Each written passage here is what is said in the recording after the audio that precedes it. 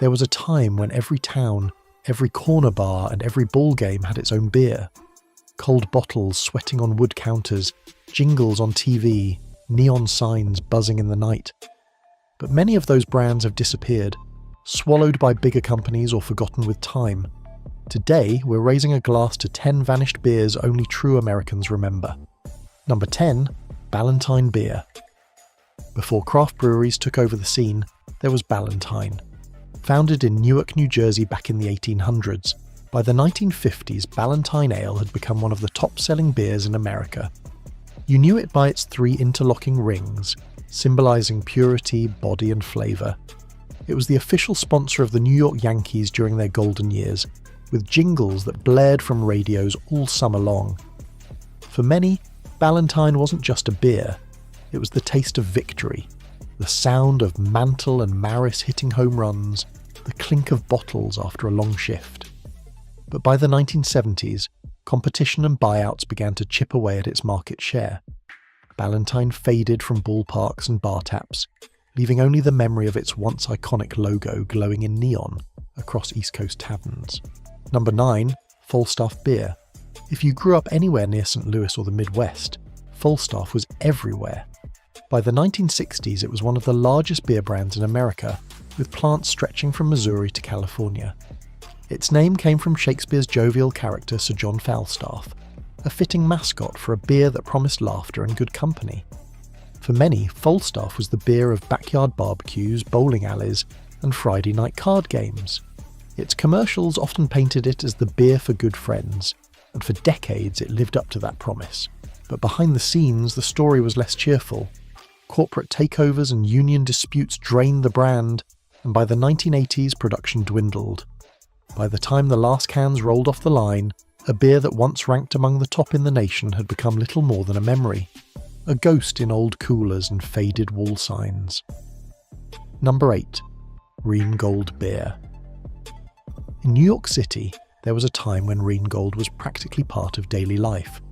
It wasn't just a beer, it was a cultural event. Starting in the 1940s and lasting through the 60s, Rheingold ran the famous Miss Rheingold contest, where everyday women vied to be the face of the brand. For New Yorkers, those ads were everywhere, on subways, billboards and TV screens. Some people cared less about the beer and more about who would be crowned the next Miss Rheingold. But the beer itself had a loyal following, a light lager that paired perfectly with a hot dog at Ebbets Field or a summer night on the stoop. By the 1970s, though, the brand began losing ground to national giants like Budweiser and Miller. Without its flashy contest to keep it alive, Rheingold slowly disappeared. Today, only the old photos of Miss Rheingold, smiling from vintage calendars, remind us of just how big this beer once was. Number 7, Schmidt's Beer. For anyone who grew up in Philadelphia or the surrounding states, Schmidt's wasn't just a local brew, it was the beer.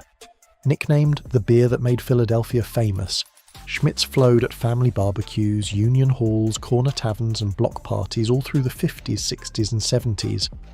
The brewery itself was a giant, standing like a fortress in northern liberties. You could smell the malt in the air for blocks around.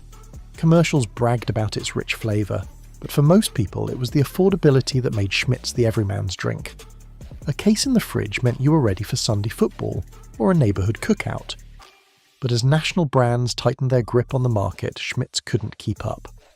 By the mid-1980s, the taps ran dry, and the brewery closed its doors. For Philadelphians, it felt like losing a piece of the city's identity. One more neighbourhood tradition swallowed by time. Number 6, Olympia Beer. Out west, especially in Washington state, Olympia Beer was more than a drink. It was almost a state symbol. Brewed in Tumwater since 1896, its slogan was unforgettable. It's the water. Locals swore that the magic came from artesian springs that gave the beer its crisp, clean taste. By the 1960s and 70s, Olympia had grown far beyond Washington. It sponsored rodeos, fishing tournaments, and even had its logo stamped across billboards on the California coast. For many, a cold, Oli, meant camping trips, bonfires, or just cracking one open after a long day's work. But as the big national brewers pushed westward, Olympia couldn't hold its ground. The brand was sold off, production shifted, and by the 1990s the original Tumwater brewery was silent. To this day, though, older Washingtonians will tell you, no beer has ever tasted quite like Olympia did, back when it really was the water. Let's pause for a second. Every region had its own favourite beer, so tell me, which Vanish beer did you like the most? Also, let me know down in the comments where you're watching from. Let's see how far this memory stretches. Number 5, Hamm's Beer. From the land of sky blue waters. If you just sang that line in your head, you remember Hamm's.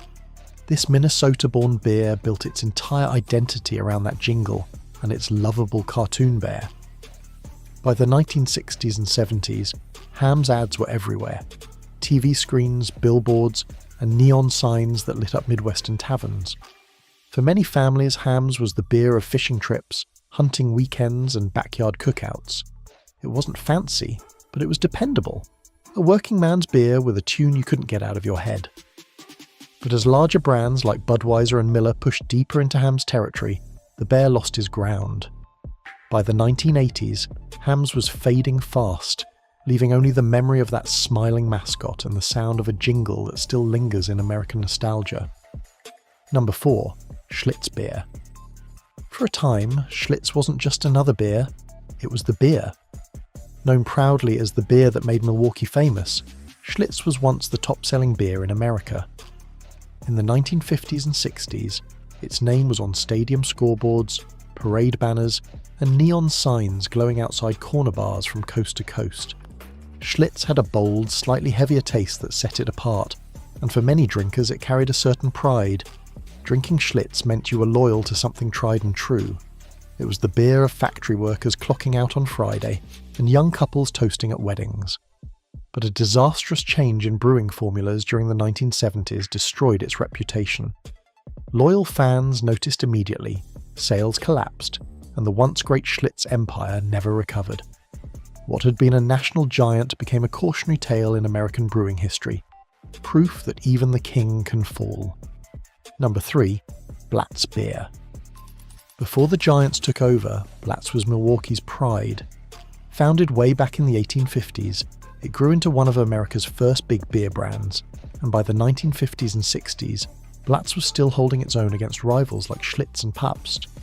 For many Midwestern families, Blatz was the beer in the fridge during Sunday dinners, fishing trips, or nights when neighbours dropped by. Its commercials pitched it as a beer with real character, solid, reliable, and proudly blue-collar. But Blatz was also one of the first casualties of consolidation. As breweries merged and national brands tightened their grip, Blatz slowly disappeared from shelves. By the 1980s, most drinkers had moved on, leaving only the old bottles, vintage signs, and a name that once carried real weight in the heartland. We've talked about some true classics, Schlitz, Blatz, Hamm's, but I want to know, which one of these old-school beers would you bring back if you could? Drop your answer down below. I'm curious to see which name gets the loudest call for a comeback. Number 2, Meister Brau. If you grew up in Chicago, chances are you remember Meister Brau. It was the city's hometown beer, cheap, accessible, and always there when you needed a six-pack for the weekend. In the 1960s and early 70s, it was marketed as a beer with a little more flair than its competitors, even dipping into TV ads that tried to make it look modern and hip. But what makes Meister Brau most memorable is what came after. When the brand started to fail, Miller Brewing bought it, and from its recipes, they created Miller Lite. In other words, one of America's most famous beers was born from the ashes of Meister Brau. For Chicagoans, though, it wasn't about what it became, it was about what it was, the taste of block parties, softball leagues, and corner bars before light beer was even a thing. Number 1, Narragansett Beer. On the East Coast, especially in New England, Narragansett was once king. Its slogan, "Hi neighbour, have a Gansett," was more than an ad line. It was part of the culture.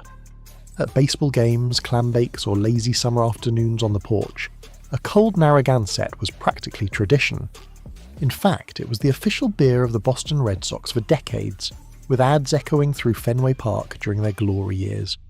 For generations, it was the taste of New England summers, simple, crisp, and always nearby. But by the 1980s, the rise of national competitors pushed it into obscurity. Breweries closed, distribution dried up, and what was once a household name faded to memory. For many lifelong New Englanders, the loss of Narragansett was like losing an old friend, the kind that always showed up at the cookout,